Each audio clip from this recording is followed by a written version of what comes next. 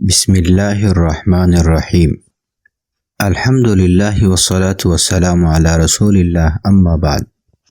দ্বীনি মাহফিল জান্নাতের বাগান।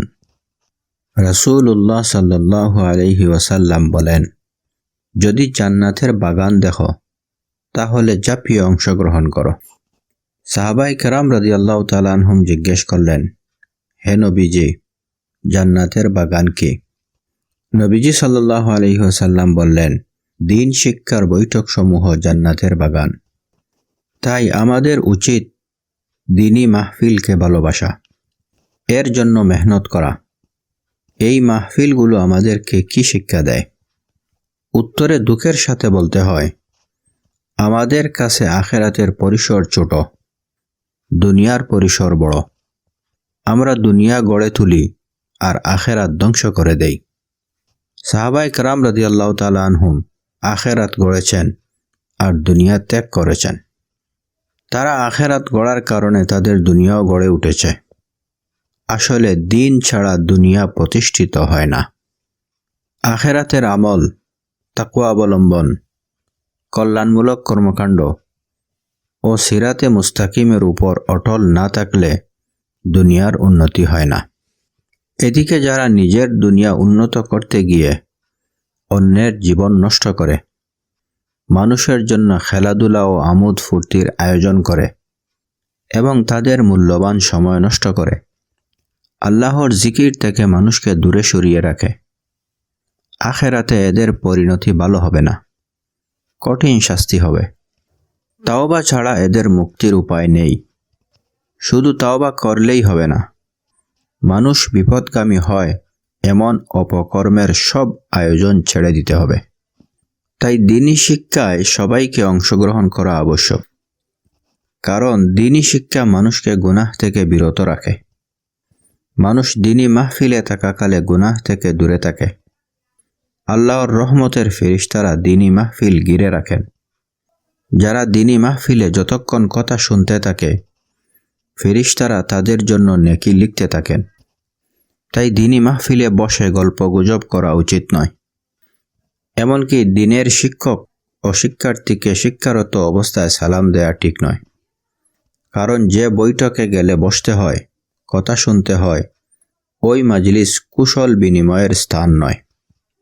বড় আফসোস হয় আজকাল অনেক মানুষ জুম্মাবারে বয়ান শোনে না, অথচ জুম্মার বয়ান 2 রাকাত নামাজের সমান গুরুত্বপূর্ণ। যে ব্যক্তি জুম্মার খুতবা পাঠের মুহূর্তে তার পাশে গল্পরত ব্যক্তিকে বলবে চুপ, সে ভুল করল, আর যে ভুল করল তার জুম্মা নষ্ট হয়ে গেল। একইভাবে যে জুম্মার নামাজের সময় উপস্থিত হলো, এদিকে খুতবা সমাপ্ত হয়ে গেছে, কোনো আলিম তার জুম্মা বাতিল গণ্য করেছেন। কেননা ইমাম সাহেব যখন জুম্মার খুতবা পাঠের জন্য মিম্বরে উঠেন, তখন ফেরেশতারা তাদের খাতাপত্র বন্ধ করে দেন খুতবা শোনার জন্য। এমন সময় একজন মসজিদে এসে হাজির হলো, ফেরেশতারা কিভাবে তার হাজিরা লিখবেন? অথচ খাতা লেখা বন্ধ। কোনো মন্ত্রী এমপি যদি কাউকে সকাল 9টায় তার অফিসে আসতে বলেন, তাহলে সে সকাল 7টায় এসে হাজির হবে, যাতে 8টায় সিরিয়াল ধরে 9টায় সাক্ষাৎ করতে পারে। অথচ আল্লাহ, যিনি ওই মন্ত্রী এমপির প্রতিপালক, তার ঘরে হাজিরার বেলায় এত অবহেলা। এহেন কর্মকাণ্ড ঘটাতে আল্লাহর প্রতি আমাদের লজ্জাবোধ থাকা উচিত। রাসূলুল্লাহ সাল্লাল্লাহু আলাইহি ওয়াসাল্লাম বলেন, আল্লাহর প্রতি লজ্জা করা উচিত। সাহাবায়ে কেরাম রাদিয়াল্লাহু তাআলা আনহুম বললেন, সমস্ত প্রশংসা আল্লাহর জন্য, আমরা আল্লাহ তাআলার প্রতি লজ্জা করি। নবী সাল্লাল্লাহু আলাইহি ওয়াসাল্লাম বললেন, না, এরকম নয়, বরং লজ্জার হক আদায় করতে হবে। নিজের মাথা ও মাথার অঙ্গসমূহকে গুনাহ থেকে বাঁচাতে হবে। কারো সামনে মাথা নত করবে না, অহংকার করবে না, ইবাদত ছাড়বে না, চক্ষু, কর্ণ, নাসিকা ও জিহ্বা দ্বারা গুনাহ করবে না, পেট ও পেটের সাথে সংশ্লিষ্ট অঙ্গসমূহকে গুনাহ থেকে বাঁচাতে হবে। হালাল খাদ্য খাওয়া, হারাম খাদ্য গ্রহণ না করা, হাত, পা ও অন্তর দ্বারা গুনাহ না করা, মৃত্যু এর পরবর্তী অবস্থা স্মরণ করা, মৃত্যুর পর হাড় গোড় গলে ছিন্ন ভিন্ন হয়ে যায় তা স্মরণ করা, নিজেকে মৃত গণ্য করা, দুনিয়ার উপর আখেরাতকে প্রাধান্য দেয়া। যে আখেরাত চায় সে দুনিয়ার চাকচিক্য ত্যাগ করে, কেননা দুনিয়া ও আখেরাত দুই সতীন, কখনো একত্র হয় না। একজন তুষ্ট হলে অন্যজন অবশ্যই অসন্তুষ্ট হয়। এগুলো হচ্ছে প্রকৃত হায়া। মানুষ লজ্জিত হওয়াকে হায়া মনে করে। আসলে হায়া একটি চরিত্র। সকল ধর্মের ভিন্ন ভিন্ন চরিত্র আছে। হায়া তথা লজ্জাবোধ ইসলামের চরিত্র। দিন শিক্ষার পথের প্রতিটি পদে পদে গুনাহের কাফারা আদায় হয়, আল্লাহর কাছে মর্যাদা বৃদ্ধি পায় এবং সওয়াব লাভ হয়। ফেরেশতারা তাদের পর দিন শিক্ষার্থীদের পদতলে বিছিয়ে দেন। দিন শিক্ষার জন্য উলামায়ে কেরামের বৈঠকে উপস্থিত হতে হয়। তখন আলেমদের চেহারা দেখার সুযোগ হয়। যেসব জিনিস দেখলে ইবাদত হয় তন্মধ্যে কাবা শরীফ দেখা, আকাশ দেখা, মা বাবার চেহারা দেখা ও নেককারদের চেহারা দেখা অন্যতম। এর বিপরীতে ফাসিকের দিকে তাকালে অন্তর সংকীর্ণ হয়।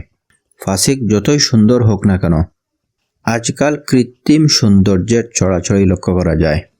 বর্তমান সময়ে যুবকদের চুলের অদ্ভুত স্টাইল, চুলের বিভিন্ন রং, চেহারায় মেকআপ, শরীরের ট্যাটু এবং চেহারা ও অঙ্গগুলোর সৌন্দর্য বৃদ্ধির জন্য কেউ আবার 15-20টি অপারেশন পর্যন্ত করছে। অথচ আল্লাহ তাআলা বলেন, আমি মানুষকে সুন্দর কাঠামো দিয়ে তৈরি করেছি। একটি পরিসংখ্যানে দেখা যায় বছরে প্রায় 1200 আরব যুবক মুখে অপারেশন করিয়ে থাকে। দিন শিক্ষার স্বল্পতার কারণে তারা এই ধরনের কাজ করছে। যে দিনই শিক্ষা অর্জন করে তাকে লোকেরা অনুসরণ করে। এতে লোকজনের আমলের সওয়াব দিন শিক্ষা অর্জনকারীও পায়। যে ব্যক্তি কোনো ভালো কাজ প্রতিষ্ঠিত করবে সে ওই কাজের সওয়াব পাবে এবং যারা উক্ত কাজের অনুসরণ করবে তাদের কাজের সওয়াবও সে পাবে কিয়ামত পর্যন্ত। অথচ অনুসারীর সওয়াবে কোনো ক্ষতি হবে না। ঠিক তদ্রূপ যে কোনো মন্দ কাজ চালু করবে সে ওই কাজের গুনাহ পাবে এবং যারা উক্ত কাজের অনুসরণ করবে তাদের কাজের গুনাহ ওই ব্যক্তি পাবে কিয়ামত পর্যন্ত। তবে একজনের শাস্তি অন্যজনকে দেয়া হবে না। যে দিনের শিক্ষা অর্জন করে সে হালাল হারাম বুঝতে পারে, আদেশ নিষেধ জানতে পারে, সঠিক ভুল তফাৎ করতে পারে। দিন শিক্ষার্থী ইসলামী রীতিনীতি অনুসরণের ক্ষেত্রে তার অন্তরে প্রশস্ততা পায়। দিনী জ্ঞান থাকার কারণে আমল করতে তার সুবিধা হয়। হাসান বসরি রহমতুল্লাহ আলাইহি বলেন, দিন শিক্ষার মাহফিল থেকে 7টি উপকারিতা পাওয়া যায়। দিনের দ্বারা উপকৃত বাই পাওয়া যায়, দিন সংক্রান্ত জ্ঞান পাওয়া যায়, অবতীর্ণ রহমত পাওয়া যায়, পথের দিশা পাওয়া যায়, মন্দ কাজে বাধা দানকারী পাওয়া যায়, গুনাহ ছাড়তে উদ্বুদ্ধকারী পাওয়া যায়, আল্লাহর প্রতি ভয় ও লজ্জাবোধ তৈরি হয়। দিন শিক্ষিতরা চক্ষু লজ্জার কারণে অনেক গুনাহের কাজ থেকে বিরত থাকেন। বড় বড় অপরাধমূলক কর্মকাণ্ড থেকে নিজেকে দূরে রাখেন, যেন তিনি আল্লাহর তত্ত্বাবধানেই রয়েছেন। তাই আমাদের সবাইকে উচিত দিন শিক্ষার মাহফিলে উপস্থিত হওয়া এবং নিজের সন্তানদেরকে দিনী মাহফিলের সাথে পরিচয় করিয়ে দেয়া, যেন তারা অংশগ্রহণ করতে পারে। কেননা যে ব্যক্তি 3 দিন দিনী বৈঠকে উপস্থিত থাকবে না তার অন্তর অসুস্থ হয়ে যাবে এবং অন্ধকারাচ্ছন্ন হয়ে যাবে। আল্লাহ তাআলা আমাদের অন্তরকে হেদায়েতের আলোয় আলোকিত করুন। আমিন।